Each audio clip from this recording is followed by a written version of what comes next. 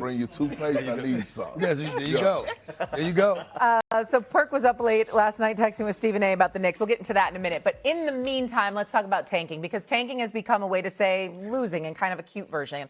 And losing in a fashion where you should, by most accounts, win. And listen, I know it's becoming hard, at least for me, watching a game with my 4-year-old and trying to tell him that, yeah, the 3 players you got in your teenie mates last week are not hurt.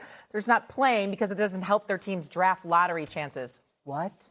It's a strategy that has seemingly worked. Look at Oklahoma City. Look at the Pistons, 2 teams with the best record in a conference and a past history of tanking. So how do we fix it? The league has some ideas. We'll get to those in a minute. But for now, Suns owner Matt Ishbia doesn't want to hear any of this and said this on X. This is ridiculous. Tanking is losing behavior done by losers. Purposely losing is something nobody should want to be associated with. Embarrassing for the league and for the organizations.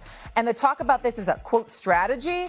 Ridiculous. This is much worse than any prop bet scandal. This is throwing games strategically. Horrible for fans that pay to watch and cheer on their team. And horrible for all the real teams that are competing for playoff spots. You kind of said this yesterday, Perk. I didn't kind of say it. I said it. It is throwing games. It's an embarrassment to the league. And thank you, Matt Ishbia, because he gets it. But we got to remember, he was the guy that came into the league and tried to buy his way to winning the championship. He's learned the error of his ways. What's up, everyone? Welcome back. Today on First Take, we are talking about the ugliest word in professional sports, tanking. The NBA has a problem. Teams are sitting healthy players, not just at the end of the season, but in the middle of games, in the first half of the season. And Suns owner Matt Ishbia has had enough. He went on X and called it what it is. Purposely losing is something nobody should want to be associated with. Embarrassing for the league and for the organizations. The segment starts with a personal story. One of the hosts talks about watching a game with his 4-year-old, trying to explain why the players they saw last week are now in street clothes, not because they're hurt, but because it helps their team's draft lottery chances. What? That's the reaction of a child.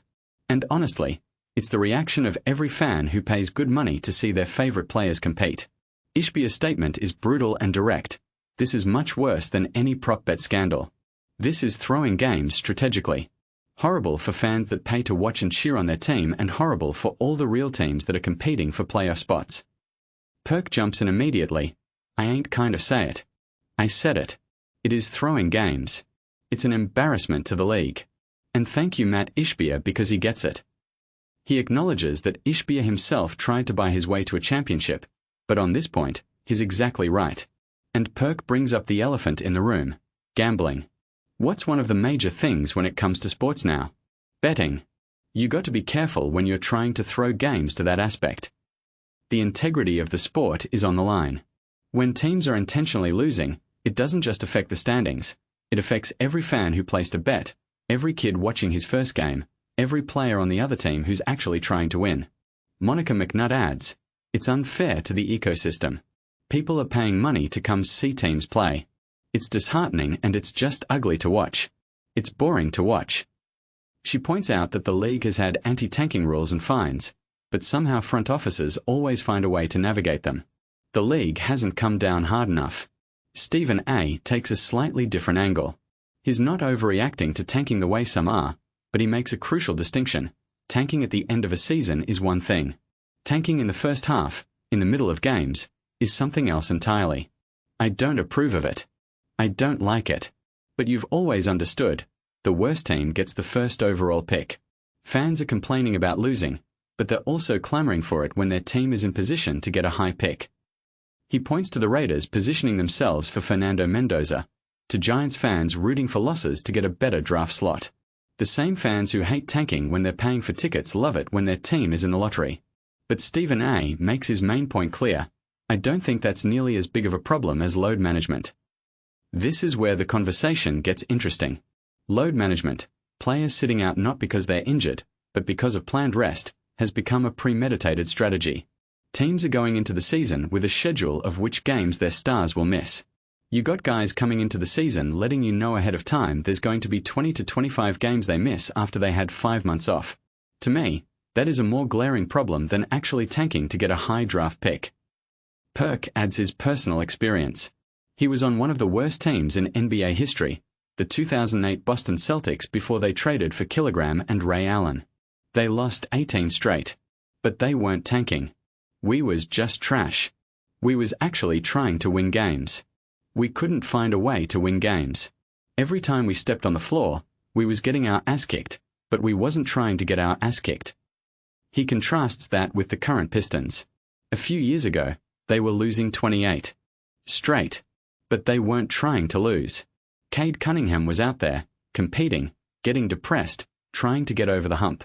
That's different from sitting your best players in the fourth quarter of a winnable game. It is a loser mentality, and it's something we got to clean up. Monica brings it back to the Knicks, because of course she does. The pain the Pistons went through, the losing streak, the depression, that's what fuels them now. That's why they're so dangerous. That kind of pain is something they hold on to. They're like, it will never happen again. Especially Cade. Which means the Knicks are in even more trouble. Stephen A. gets philosophical about the 82-game season. Players complain about the grind, but they didn't complain when they were trying to get to the NBA, when they saw the money associated with it. Did you hate the 82 games when you was trying to get to the NBA? Did you hate the 82 games when you saw the money associated with it? He calls out the hypocrisy of players who complain about the conditions now, when they were clamoring for those same conditions before they arrived. You get paid to put your body on the line.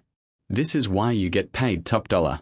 Your responsibility is to hold up the standard so the next generation can be straight. Perk adds the final blow. You can miss 20 games a year. When you walk into a season after signing the contract and basically declaring you're going to miss 20 to 25 games, damn. Before those conditions have engulfed you, your mentality is, I'm going to get time off already. That's different. The panel agrees. Tanking is a problem, load management is a bigger problem, and both need to be addressed.